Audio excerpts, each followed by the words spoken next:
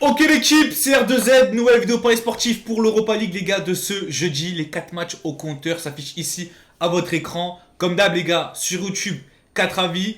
Après retrouver sur Telegram et Instagram mon ticket perso le jour même aux alentours de midi. Et pour ceux qui veulent la grosse cote fun les gars pour ce jeudi, likez la vidéo, abonnez-vous à ma chaîne YouTube et vous m'envoyez un message les gars sur mes réseaux une fois que c'est fait. Tous les liens importants les gars sont en description.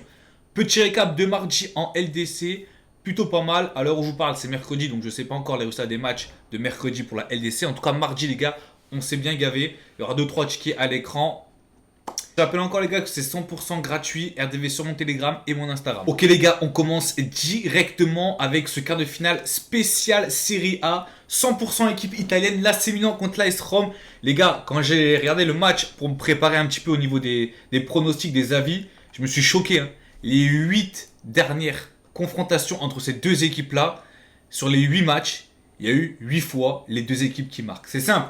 Depuis 2020, à chaque fois que l'AC Milan et l'AS Rome se rencontrent, les deux équipes marquent. L'AC Milan en Serie A, ils sont sur une super série. L'AS Rome, pas dégueu les gars, depuis que De Rossi est arrivé, ça fait du super taf.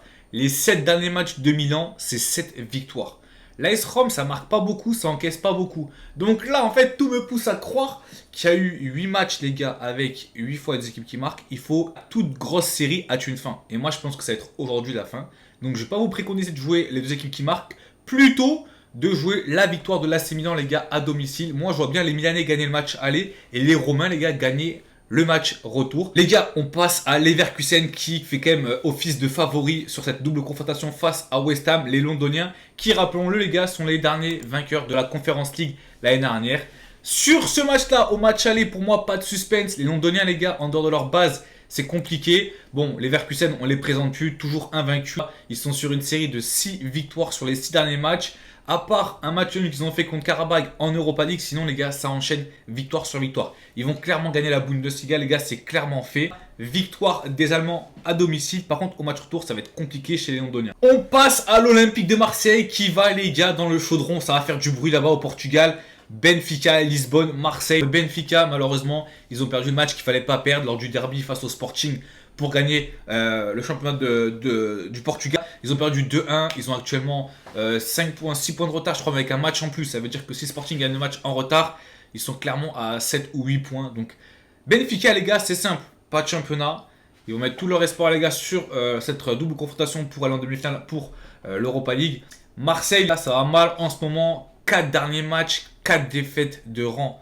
Donc là, vraiment, c'est compliqué pour les Marseillais. À l'extérieur, ça va être compliqué. Il y a deux équipes, en fait, si vous voulez, qui sont dans le mal. Deux équipes, clairement, qui, pour avoir un trophée cette saison, ça sera l'Europa League.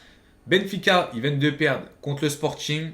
Il faut qu'ils se relancent chez eux. Tout me pousse à croire, les gars, sur ce match-là, que les deux équipes vont marquer. Je vois pas le Benfica, par contre, perdre encore une fois. Je vois bien un match nul pour, entre guillemets, on va dire, rassurer les deux équipes qui font que perdre ces temps-ci. Donc, pourquoi pas les Benfica ou nul avec les deux équipes qui marquent. Ça sera mon pronostic. On termine avec le grand favori de la compétition, à savoir Liverpool face à l'ADA, l'Atalanta, qui, heureusement, ces deux rencontres ne sont pas très rassurants. 2 défaites, une en coupe et une en Serie A face à Cagliari, alors que l'Atalanta, les gars, ils sont au coude à coude avec l'AS Rome, la Lazio de Rome, Napoli pour une place qualificative à l'Europe. Et là, ils perdent contre Cagliari. Donc, Liverpool, de leur côté, ils ont fait 2-2 face à United, malgré que sur le match, quand même, face à United, ils ont dominé. Hein. Il y a eu une passe d'aide du défenseur de Liverpool pour Fernandes qui a mis un super but de 40 mètres. Sur ce match-là, les gars, Liverpool doivent prendre une avance considérable pour le match retour. Ils se sont affrontés que 2 fois. C'était en 2020. 2 fois Liverpool et Atalanta, les gars, il n'y a pas eu les deux équipes qui marquent. Pour moi, je vous dis la vérité, je ne vois pas encore les deux équipes marquer. Je pense que Liverpool, ils vont gagner avec beaucoup de buts d'écart. Donc Liverpool gagne pour moi. Après, bon, c'est un peu risqué de prendre les deux équipes qui ne marquent pas, non. Moi, je vous conseille juste de prendre Liverpool gagne. Au pire, pour faire un petit peu grossier la cote, pourquoi pas mettre moins de 4,5 buts. Mais ça reste risqué. Hein. Liverpool, ils peuvent mettre 5-0. C'est tout pour mes premiers avis, les gars. 4 avis sur l'Europa League. Mon ticket perso, mon ticket fun à retrouver sur Telegram et Instagram. Tout est 100% gratuit. Pensez à vous abonner si ça vous a plu.